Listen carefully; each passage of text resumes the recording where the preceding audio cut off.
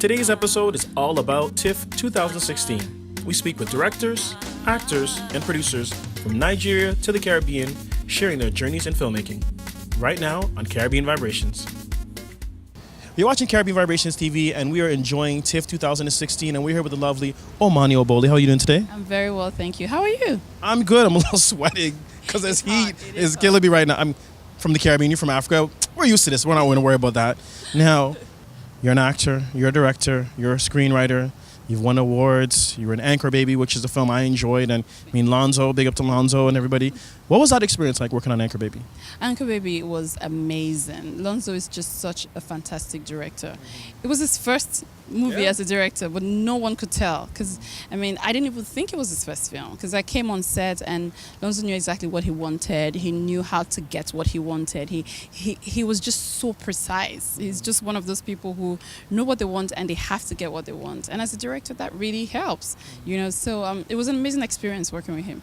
Which gives us a great segue to being a director, which you are. Yes. Okafor's Law. Tell us about this great movie that we're going to see at TiFF.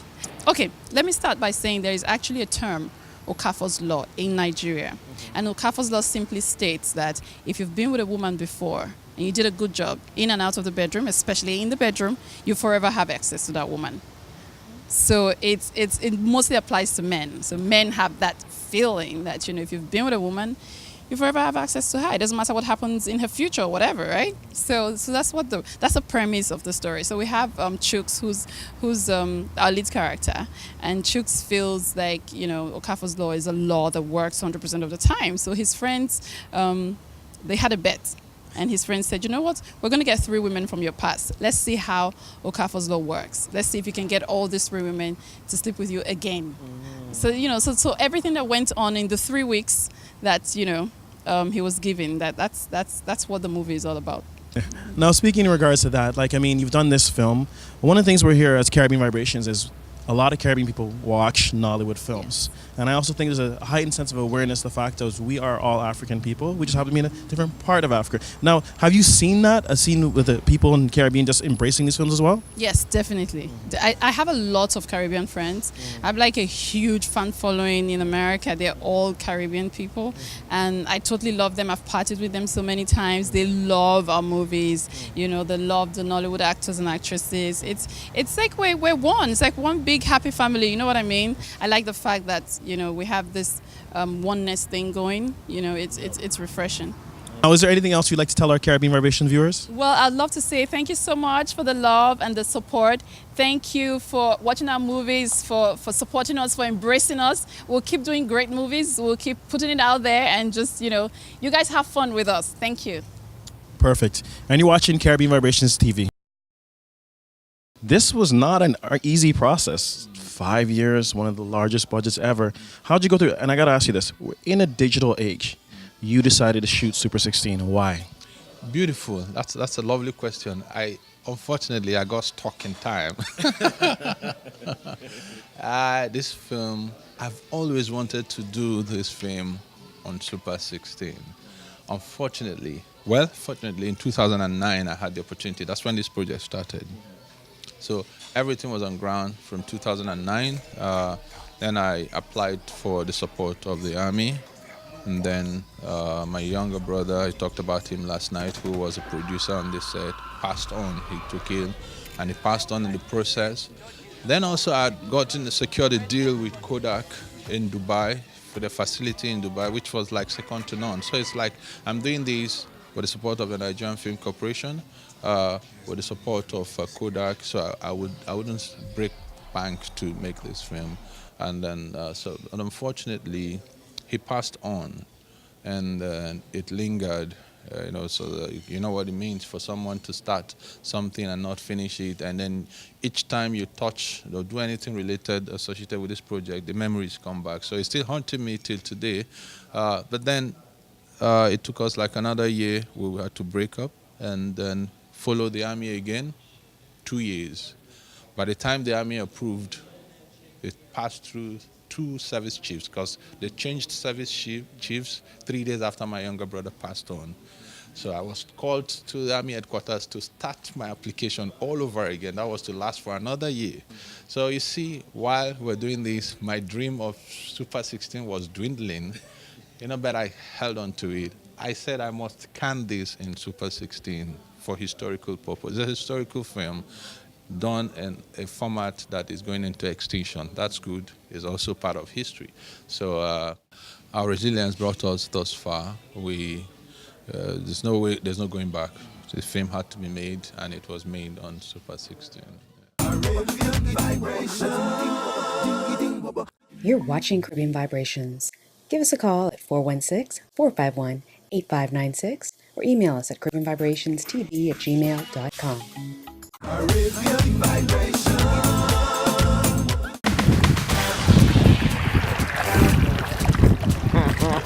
Don't forget to follow us on social media at Caribbean TV.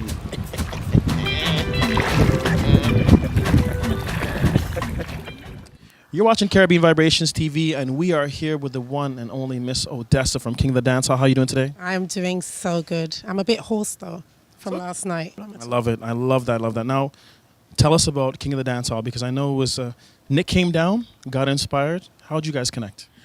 Everything happened through the beautiful, talented Kreesha Turner. Kreesha was a part of Christmas Management. Friend of mine, we always kept in contact. She was doing a project with TOK, and while she was doing the project with TOK and I was working with her, she's like, we need to bring Nick here. We got to get Nick here. I was like, bring that man down, man. Ray. And so Nick agreed. He came down. We did a schedule, and I wanted to keep it Kingston. We definitely wanted to keep it Kingston and cultural. So the first place we took him to when he landed was Screechy's fish place. So it's the first time. He fell in love with Screechy, he killed the lobster, killed the fried fish. And then the next place we took him to was Wet Sundays dance. And the first thing he did when he walked in to Wet Sundays is see two girls dancing. And he's like, what the hell is that? And I was like, it's called the puppy tail. And he's just like, puppy tail? I like that, puppy tail. And you see Beanie Man dancing and doing his thing. And it was just like mind-blowing for him. And we went to another dance at Mojito Mondays.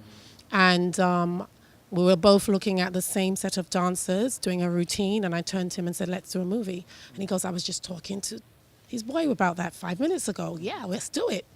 And then 6 months later, King of the Dancehall. You've been to Curacao, and they talked about it. The inspiration for this film was your trip to Jamaica. Yeah. What was that thing that clicked on to make you want to do the film? The heritage, the importance, the fact that people have not actually done it sooner. And when you think about all the things that go on in mainstream culture that borrow from, the Caribbean culture, you just at least want to set things straight so people know where everything came from. And I appreciate that. Now, you're probably the hardest working guy I know in show business, and you're in school now. No, I got to say that because you're in school now too. Now, how do you balance that? Time management more than anything. I mean, obviously I'm taking a full load when it comes to my classes, but still structuring it in a way that I can still do everything else that I need to do. And I think it's an important inspiration to a lot of the young kids out there who see, you have the money and they don't understand. You also understand about the education part of it. Yeah, education is way more important than money. With education, you can breed more money. But the one thing that they can never take away from you is your knowledge. So that to me is priceless. Last question, tell me about the film. King of the Dancehall, we coming for you, you know what I mean? We approaching film in a whole different way and sharing stories in a unique fashion and spreading the culture like it should be spread. Well, I appreciate that. All the Caribbean Vibration viewers appreciate that too. Thanks so much. No doubt. Respect. And you're an ambassador for Canada. You're an ambassador for Jamaica. What do you hope to see happen with King of the Dancehall as a movie?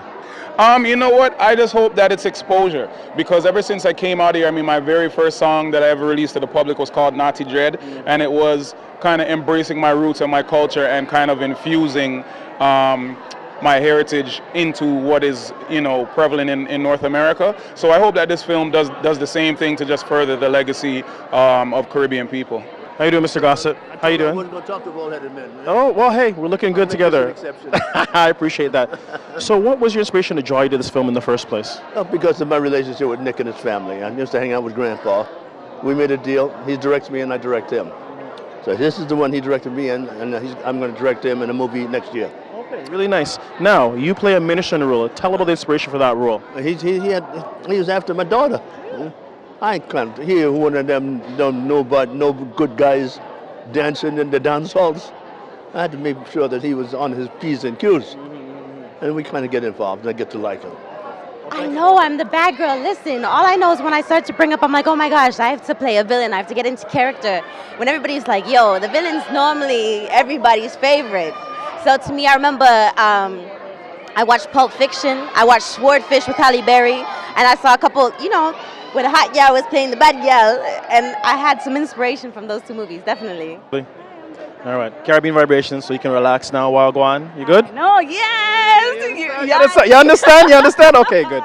So, you play the love interest. Tell us about, it's a crazy story, just minding your business in the parking lot. They find you, you're here now, TiFF.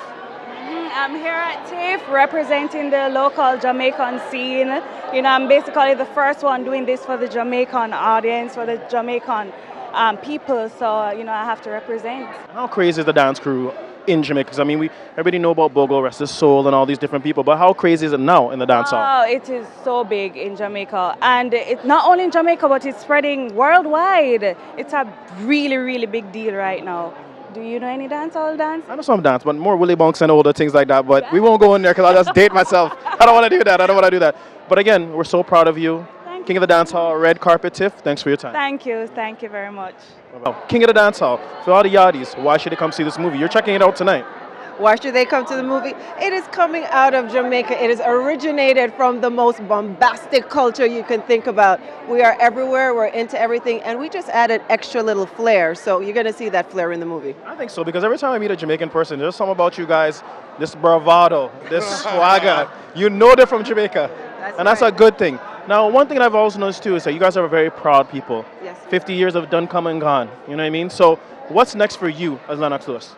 Well, next for me is just to really build up the youths then, because the youths are the future, and I'm going to focus on them, and big things are going to happen. Thank you so much. Big up yourself. Thank you. Respect. Okay.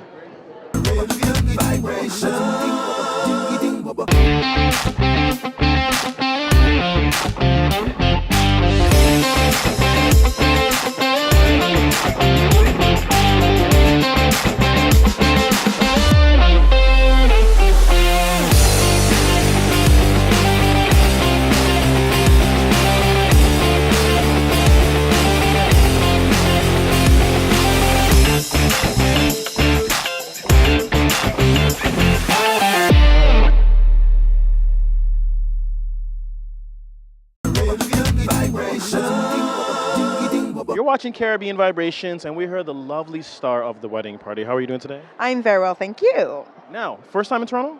First time in Toronto, and I've had the best time so far. I've been here for 5 days, and it's been the best 5 days ever. Like watching movies, meeting amazing people, celebrating Nollywood, in the City to City program of Toronto International Film Festival. I've had the best time. Best.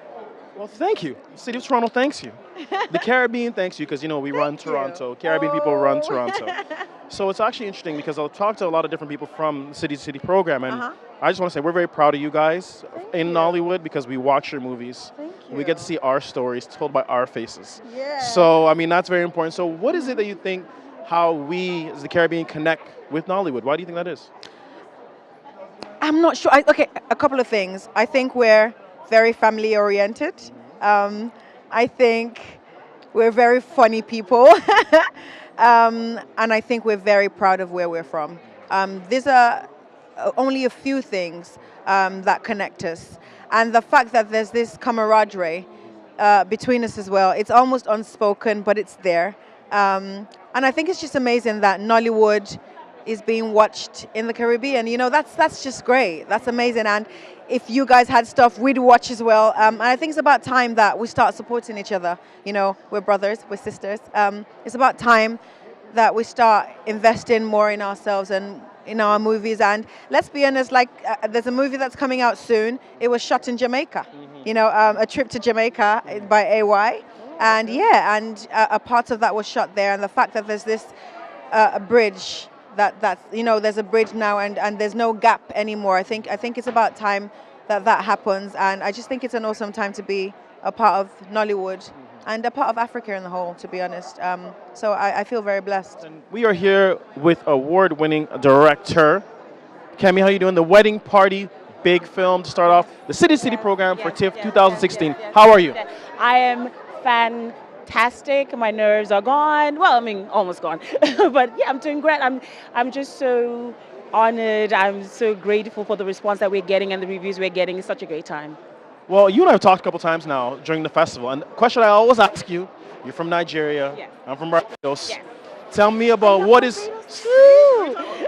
So tell me what are some of the similarities between a Nigerian wedding or an African wedding and a Caribbean wedding? I think as long as the people are black, it's probably going to be the same thing. I mean, when you have those, of course, at a wedding, you have people that you haven't seen in a long time, people you don't want to see in a long time. Yeah, it's just like, you know, colors and then the traditional attire or not. And it's just one festive situation. But of course, because we are Africans and we've got very big personalities, and when you put us all in one sardine box together, you know, a lot of things go crazy. Maybe not necessarily wrong, but go crazy. And that's what party was trying to represent. It's just like the fun stuff that happens at a wedding party and the crazy stuff that happens at a wedding party. So it's a perfect representation of that, and then we just tied it in a bow with like some love, romance, and comedy. You're watching Caribbean Vibrations TV, TIFF 2016, City to City program featuring Lagos, Nigeria, and we're here with the director of Just Not Married. Yes. Uduak, how are you doing today? I'm very well, thank you. We can't give you guys... Can't give it away. But man, it was a good film. Like, and I was saying to you off camera, I was like, okay, I saw the trailer. Trailer's okay. Watched the movie, I'm like, wow. Like, it is a good story. Just Not Married was explained in the film. Exactly. Where did the inspiration come for this film? Well, the producer, Judith Audu, wanted to make something different. And I've been one who also wanted to make something different. I just didn't want to tell the regular stories that have been told, you know, no romance, all the romantic drama, all the romantic comedies. I wanted to tell a more human story, something that anybody anywhere in the world could relate to. And when we saw the script, we were like, yes, this is it.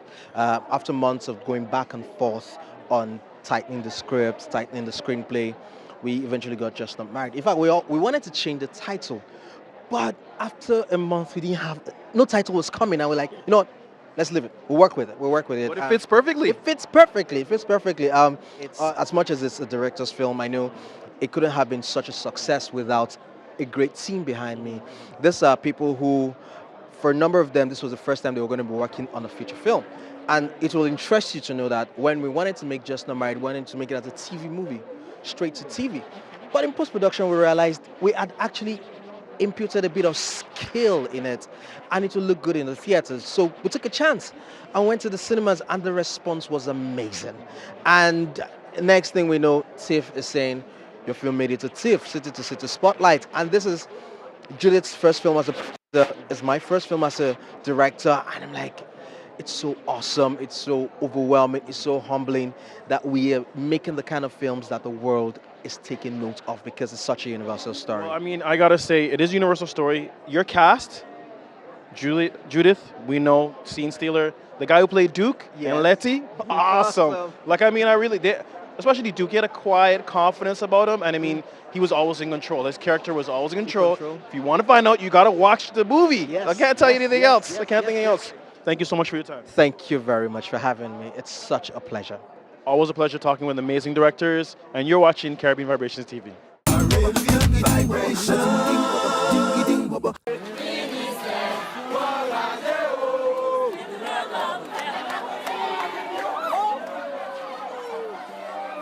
Time will tell and watch that river over.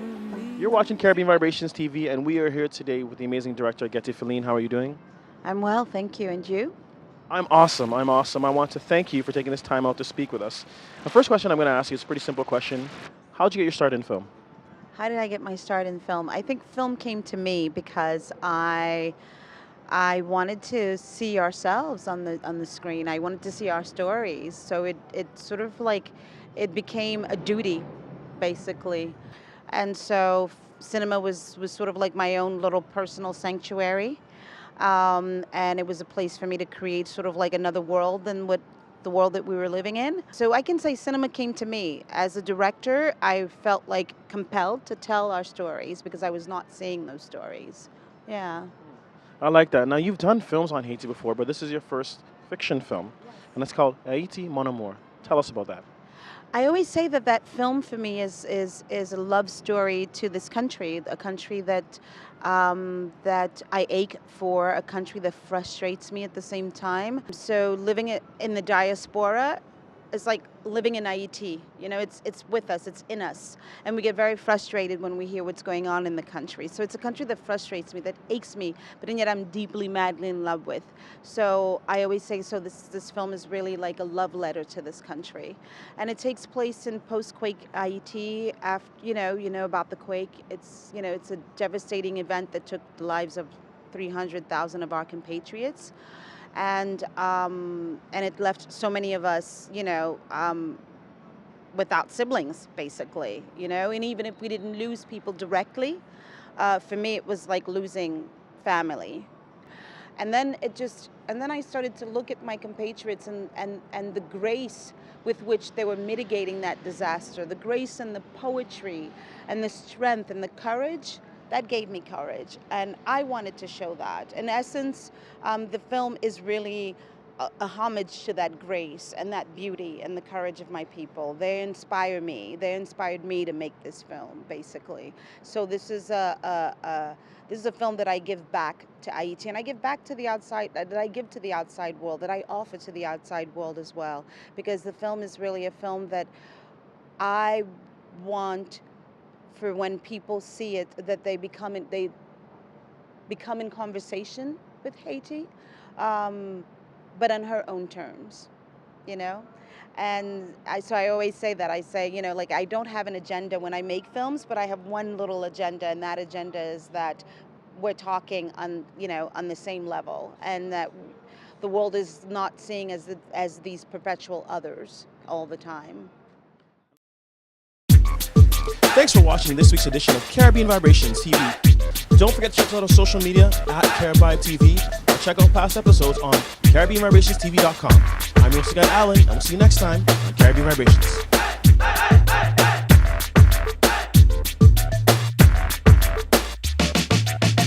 Never know some man could have loved me like you. Never know some man. Never know some man could have loved me like you. Never know. Sentimental feeling.